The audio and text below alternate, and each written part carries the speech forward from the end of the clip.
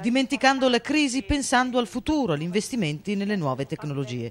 A Creazzo, da tutta Italia, i giovani imprenditori di Apindustria a convegno per parlare di futuro, di applicazioni, di soluzioni. Mercato dell'imprenditoria, mercato del lavoro, è possibile ancora fare tanto.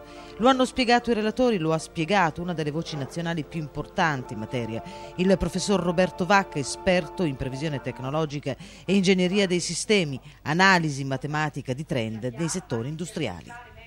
Ci sono molti campi che l'avvenire si sta aprendo. Uno è quello della tecnologia dell'informazione e della comunicazione, che in Italia si fa a livelli troppo bassi, bisogna farlo a livelli molto più avanzati, e l'altro sono le tecnologie come il fotovoltaico, che può rappresentare la liberazione dalla schiavitù del petrolio.